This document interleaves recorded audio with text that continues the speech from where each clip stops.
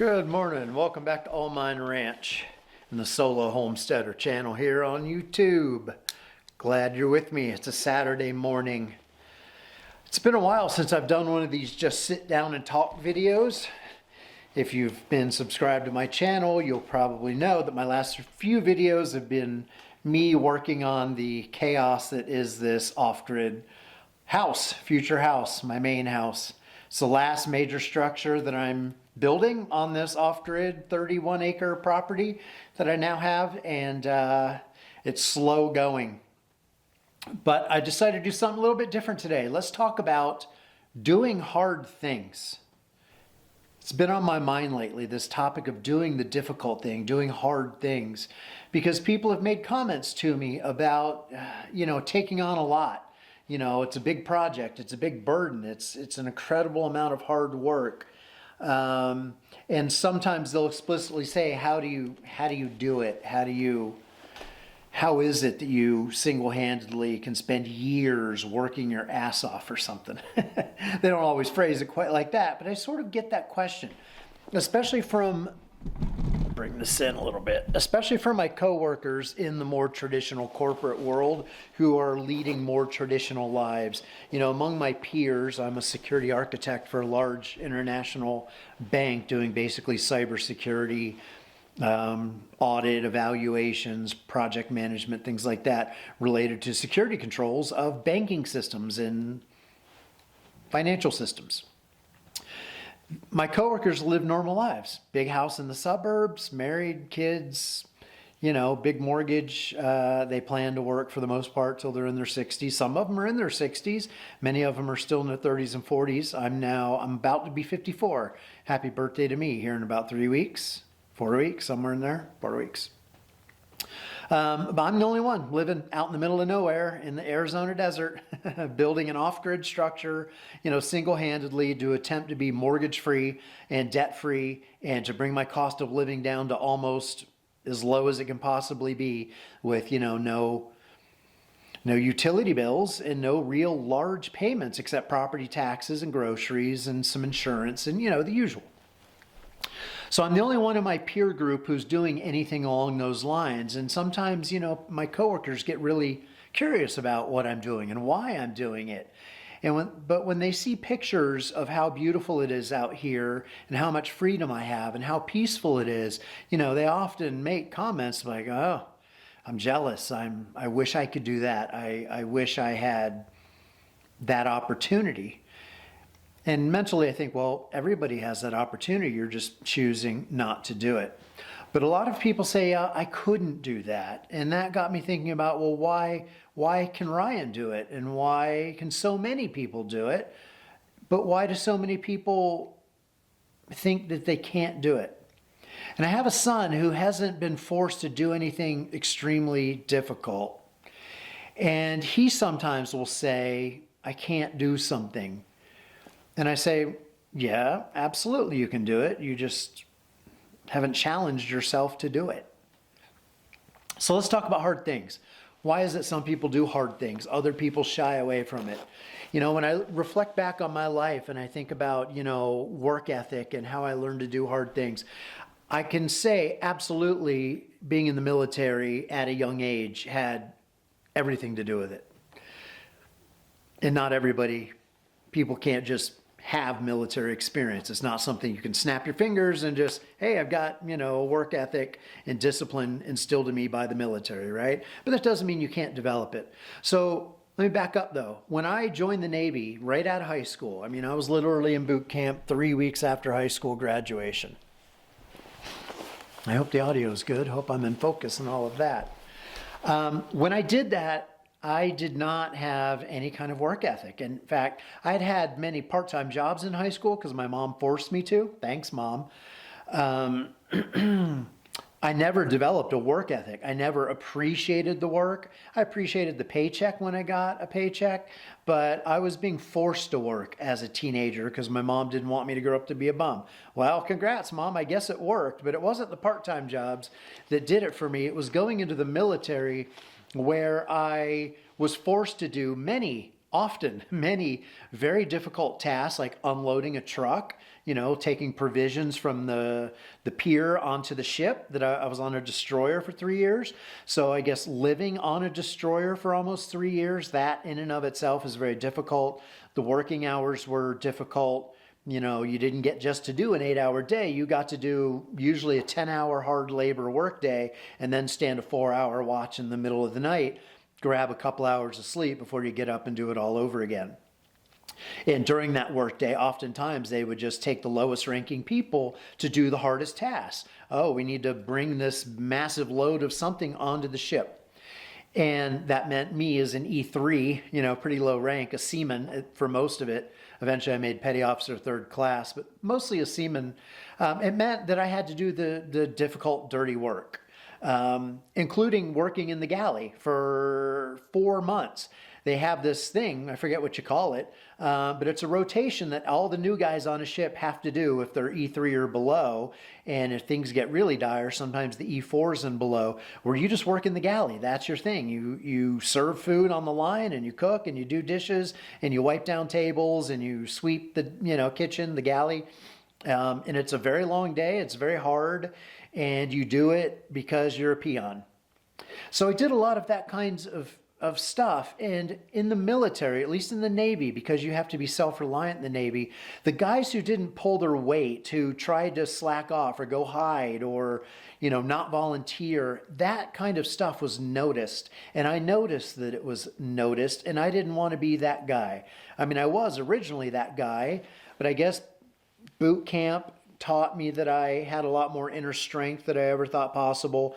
In boot camp, they force you to do exercise, push-ups, and beyond your breaking point till the point of failure. And maybe you get a few seconds of rest at failure point, but then it's back to it a couple minutes later or moments later.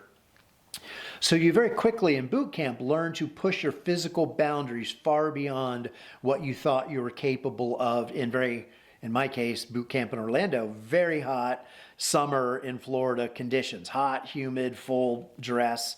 It was brutally difficult. So I guess by the time I got to the ship, I kind of knew that I was capable.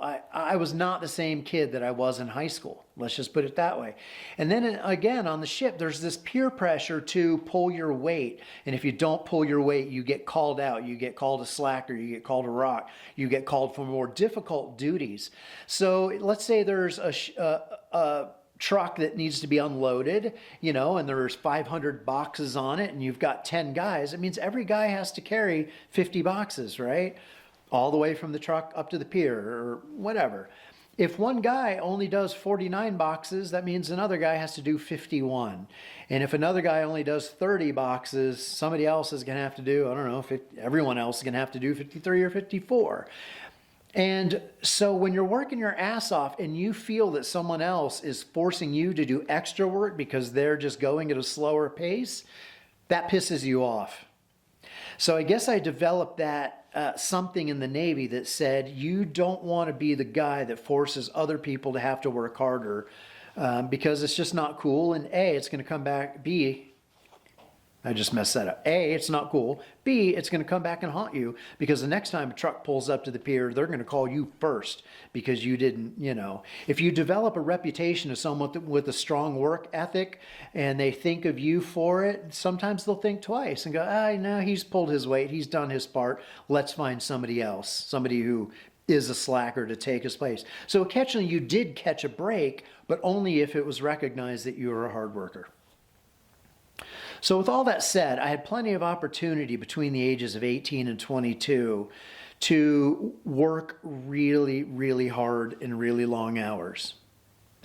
So I guess in comparison, most of the typical jobs that most people have, whether it's corporate work or a server in a restaurant or even doing construction work, while it can be difficult, there is always a part of me that says, well, compared to what I was doing when I was in the Navy, this is nothing.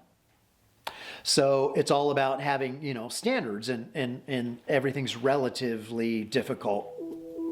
So that's one piece of it. But for those of us who, never joined the military and never had experiences like that, I'll say this: working really hard, sustained hard work over weeks, months, and even years, this project of building this All Mine Ranch, as I call it, this off-grid homestead is easily a 4 years of like continuous hard work project. And then there's going to be easily 4 more years beyond that of not quite as hard work, but still most weekends turning and burning and doing difficult work. Like after I get this house done and it's livable, my next big phase after that is going to be building a patio, a terraced patio area outside with a big wall around it. That could easily take me a year to do a nice, peaceful, quiet, Mexican style patio with a big stuccoed or adobe type wall around it so it's secure and peaceful and has a windbreak. So that's another year of work. And then beyond that, at that point I should be retired. I'm going to want to grow food and try to be a little more self-reliant, which means building gardens or raised beds or something or a greenhouse or something like that, and growing my own food and landscaping. That's incredibly hard work too. So I've gotten out of like survival mode on this property, and now I'm just kind of making an interior of this structure, livable. But there's years of work in my future. And my coworkers, when they see what I've got sort of stacked up for me, they make those comments about how do you do it? Or why do you do it? I guess in thinking about it, because it's actually easier. So how do you develop a good work ethic? Well, one is you push yourself. You push your limits little by little, baby steps. You take on a project that is harder and longer and more difficult than you ever done before, whatever that may be for you. And once that becomes your new norm because you successfully completed a project that meets that criteria, you then take on something more difficult. So for me, this project, as tough as it is, it's not all that much more difficult than other projects I've taken on. So I can see a progression from, renovating some houses when I was in the real estate game, to building a tiny house by myself, which was a 2-3 year project, to converting a cargo trailer into an RV. That was a big multi-year project that I did. And all of that enabled me to have not only the materials and the tools and the skill set to take on this project, but just having built primarily the tiny house let me know that I had the long-term stick-to-itiveness that it takes to do long-term projects.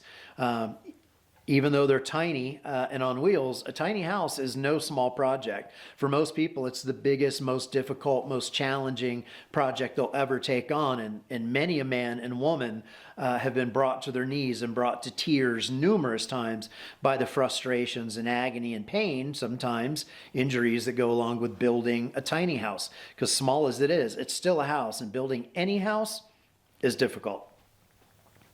So in doing projects that are progressively bigger or longer, I guess you build up your endurance. So for anyone who wants to to have a better work ethic, or to get the fruits of their labors and enjoy in the long run an easier life, if you want that, you have to take on challenges and complete those challenges successfully, and then take on progressively bigger challenges. So that's one tip. As I think about it, I look back and I just see a progression of taking on difficult challenges. And that generally means you have to have an attitude of self-confidence and trust in yourself that even though you may not have the specific skills today to accomplish a certain project, you can acquire those skills by watching YouTubes or learning or asking someone to show you how. YouTube is a great source.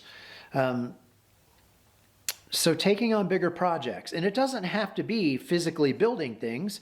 I'm making pretty good money now being a cybersecurity professional, but that wasn't always the case. I had to be very intentional, especially when I got out of the IT industry and did, coaching and internet marketing and copywriting and that kind of stuff. I was in the internet marketing world for 7 years. When I decided to get out of that and go back into IT, all my certifications and previous experience had rapidly become outdated, and I had to basically start over. And that meant embarking on a good 2 to 3 year learning journey of reading technical books, taking a lot of courses online, practicing in, labs, online labs like cloud based like AWS and AWS and Azure, Microsoft Azure Cloud Labs, building out systems in the cloud to learn the controls and just how they work and the basics.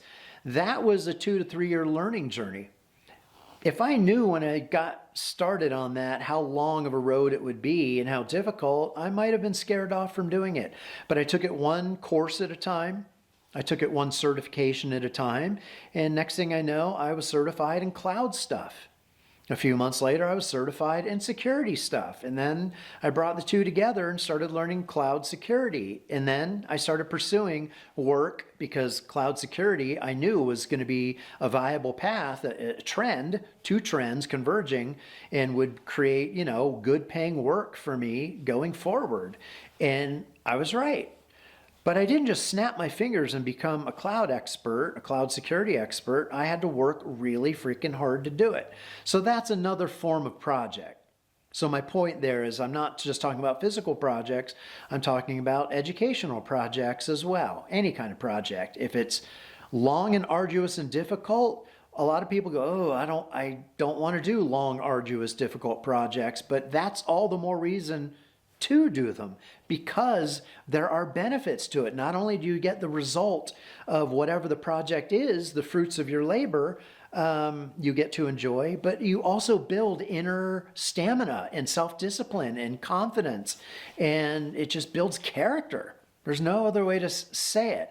So I've had plenty of opportunities to build character, and even when I didn't have someone else presenting me those opportunities, I've generally sought out opportunities to build my character.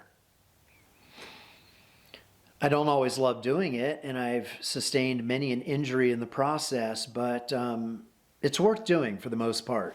So for anyone who hasn't taken on long, arduous, difficult projects, I would just say it's worth it in the short run, it's worth it in the medium term, and it's worth it in the long run. There's so many benefits to it. The other thing that I really want to share about doing difficult things is that for me, let's put it this way. If I were facing two paths, one of which is the one I'm on, which is building an off-grid homestead, debt-free, so that I have no mortgage, so that my vehicle is paid for, so that all my tools, all my equipment, all of my systems like solar panels, batteries, inverters, generators, all of the things that make up the systems that provide power, water, food, energy, that kind of a thing, those would all be paid for. To me, investing 3, 4, 5 years working hard to create that stuff that then pays dividends for literally decades, all through my late 50s, 60s, 70s, and possibly the 80s. Not that there won't be upkeep and, maintenance to do, but by and large, by doing 5, 6, 7 years of work now while I can in my early 50s to mid 50s, it will pay dividends for 30 or 40 years, basically the rest of my life, however long that may be. That, to me, when I do the calculus, is actually the easier path than the alternative, which my coworkers are going through, which is working a corporate job. Like me, they got the education, they got their certifications, they put their time in the trenches, they're doing the, 8 to 10 hour corporate days under high stress and pressure like I do. They do that every day. So kudos to them for creating income for their family, for supporting their families, and for getting on a good career trajectory. But they're signing by buying. All right, let's try this again. I keep having memory card issues, random errors, weird things, cards unreadable, filling the cards.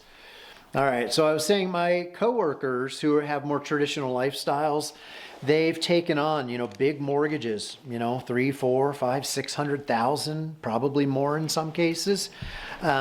Often 2 vehicle payments, all of the subscription services, multiple kids that have iPhones, you name it. Most of my coworkers are family people. with multiple kids. Just traditional middle class, life in the suburbs type of a thing. Some are in North Carolina, a lot of them in the Boston area, New York, all kind of over. Most of my coworkers do work remotely. But my point is, they have taken on financial burdens that to me seem like the more difficult path. So I had that option as well. I mean, I've done that route. I've owned houses in the suburbs, new construction, taken on, at the time it seemed like a fortune to me, $300,000 plus, mortgages that take literally 30 years to pay off. To me, that feels like the harder path. So I guess my point here is that it's all relative. So when those coworkers say to me, how do you do it? How do you work so hard all weekend for every weekend for years on end? I could turn around and say, how do you do it? How is it that you've signed up, or maybe you don't realize what you've signed up for? Someone's blowing up my phone and I wish they would stop. I'm ready to go on airplane mode. It's very frustrating. One moment, please. Stop messaging me while I am YouTubing. Wi-Fi all right, airplane mode, enabled. So they ask me how I do it, and I turn it back around on them and say, how do you do it? How are you willing to get up every morning, log on or drive into a work, whatever, whether you're remote or going into an office building, for 30-something years, day after day, dealing with the stress of it, just to pay off a mortgage, just so you can live in the suburbs, surrounded by noise and pollution and crime and noise and aggravating neighbors and homeowners associations and all of that traditional stuff. I don't want that. To me, that is a more difficult path. So in comparison, what I'm doing out here at All Mine Ranch seems easy for me. So it's more difficult in the short term and painful, and it sometimes brings me to tears. But in the end, it buys me freedom, and it will allow me to escape the rat race at least a decade earlier than most of my peers, in some cases 20 years earlier than my peers. So I guess it's just reframing what you consider hard. If I really enjoyed my work, if I loved the corporate lifestyle and contributing to the team, I don't dislike it, and I do like the intellectual challenge, but it is a bit soul-sucking. The idea, my hope is, and I've mentioned this in other videos, my hope is to retire next year, or at least semi-retire, where I don't have to do cybersecurity work anymore. A lot of that depends, whether that happens or not, depends on how my investments go, primarily Bitcoin. If Bitcoin goes well, then I should be able to retire next year. If it doesn't go so well, maybe I have to keep at it for 3 or 4 more years. But either way, I'm going to get this land paid off. I'm going to be mortgage free. I'm going to be completely debt free. And because I was in the military and have an injury, a disability from that, I won't have healthcare costs like most people have. So I've been very blessed in that regard to have the option to bring my living expenses in my old age down to as low as possible. So reframe what you consider easy or hard. For me, the traditional path is more difficult than what I'm doing. If I had to offer one more tip, probably the best way to develop that self-discipline, to learn to do difficult, hard things. Well, before I share it, let me share an expression that I've always used.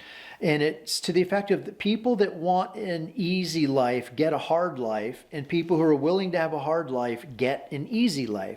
And by that, I mean the people who are willing to invest hard work in droves early in life tend to reap the rewards, and then life, as they're older, get easier. And people who want an easy life, and I warned my son about this, that if you avoid hard work and want things to be easy, in the long run, everything's going to be difficult because you're not going to reap the fruits of your labor. You're not going to achieve dividends in life. And that's a more difficult path. So you just have to recognize what's hard, what's easy. By doing hard up front, you get easy later. By doing easy now, you get hard later, meaning more work, more years in the trenches, more years working to build somebody else's business. And that to me is a payoff not worth it.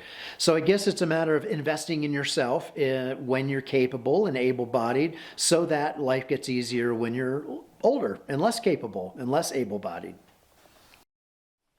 I think one way that everyone can develop that sense of, self-discipline is by strength training, lifting weights, essentially, both men and women. Because every set you do when you lift weights, you usually, in most sets, you're brought to a failure point.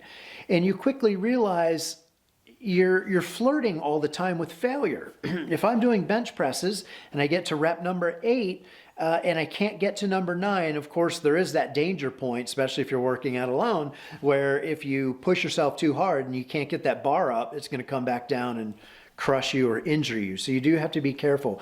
But by flirting with that failure point with weightlifting, you quickly realize that failure is not a bad thing. Hitting the wall, hitting the limits of your physical strength is a good thing. That's how you push your strength. That's how you build strength. And so weightlifting is a really accessible, easy way for everyone to really push themselves physically on a daily basis. And over time, people who weightlift learn self-discipline. They learn how strong they are, not because they start off strong, but because they get strong over time. And they realize going to failure is a good thing. It's not a bad thing. It's helpful. So I guess that's kind of what I do when I'm working on this thing. I work most weekend days until I physically just can't go anymore. And it's a matter of just crawling into bed and just laying there because my back is given out, or my muscles have given out, or I've cut my finger open, which I did last weekend. I had to stop because my jigsaw blade went right into the tip of my middle finger, and ow, it sucks. So you have to push yourself, and sometimes you sustain injuries in the process. So weightlifting is a good way to build discipline. I also want to share one last anecdote, and then I'll shut up. I had a conversation with a coworker the other day about investing, and he was congratulating me on how well Bitcoin is doing. And he knows I've been a Bitcoin investor for years, and he was congratulating me on that. And I said thanks, and I was sharing with him why I invest in Bitcoin. And then he essentially asked me what altcoin, or shitcoin as I call them, he should invest in. I said, none of them. You should invest in Bitcoin. It's the only tried and true real cryptocurrency out there. I don't want to make this a Bitcoin conversation, but his point, or his story that he shared with me, is that when he got out of college, he started investing in penny stocks, even borrowed money from his family to invest in penny stocks, and it didn't go well. He lost all the money, had to pay back his dad many thousands of dollars, and he's still chasing after easy money, get rich quick. So he's looking to invest in the next big Dogecoin or Pepe coin or Hawk Tuah coin or whatever stupid shitcoin option is out there, because he wants to find the one that's going to make him rich. And I told him that's just like playing the lottery. The chances are you're not going to ever get rich, but if you had started, or if you start today investing in Bitcoin, do it consistently over a few years. In 5 to 7 years, you'll be much better off financially than you are today. And don't you owe that to your family? And he agreed, but he's not going to do it. He admitted he's not going to do it. Why? Not because he doesn't believe in Bitcoin, because it's just not fast enough for him. But I pointed out, well, I've been in Bitcoin, believe it or not, 8 years. I've sold it. I haven't just been buying for 8 years. I've screwed up and sold most of my stack and had to start over again. But I've been involved in the Bitcoin realm for 8 years. Well, that's gone by like that.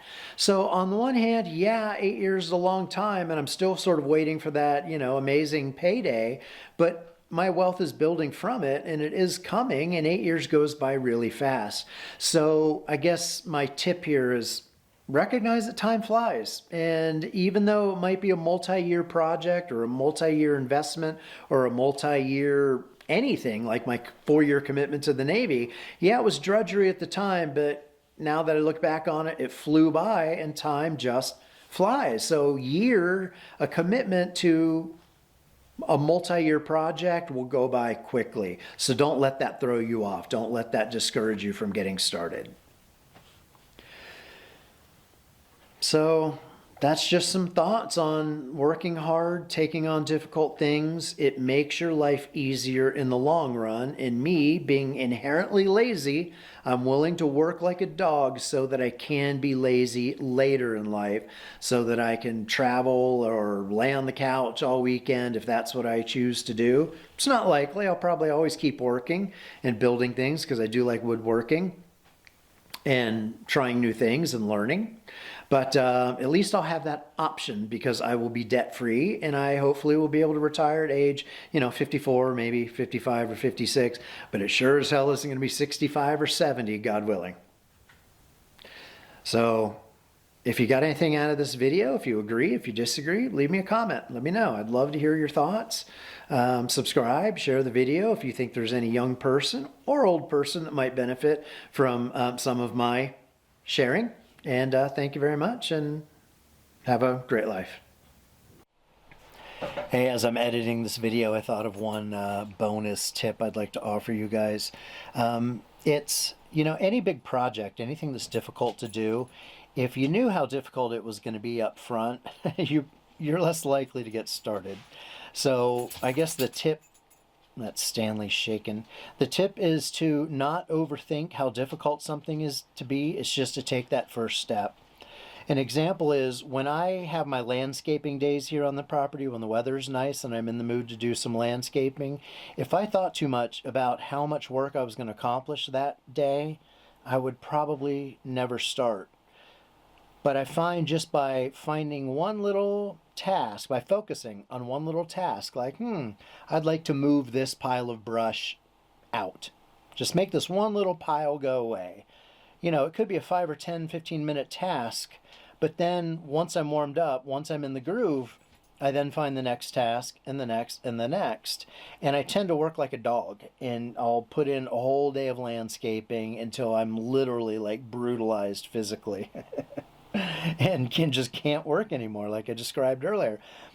And I go to bed exhausted, but if I overthought about how exhausted I'm going to make myself before I started the day's work, I would never start because it just seems daunting and brutal and like no fun. So just start. That's a journey of 1,000 miles begins with a single step. That stupid cliche. It's so true, though. Don't overthink the difficulty. Don't overthink how long it's going to be. Just commit to success.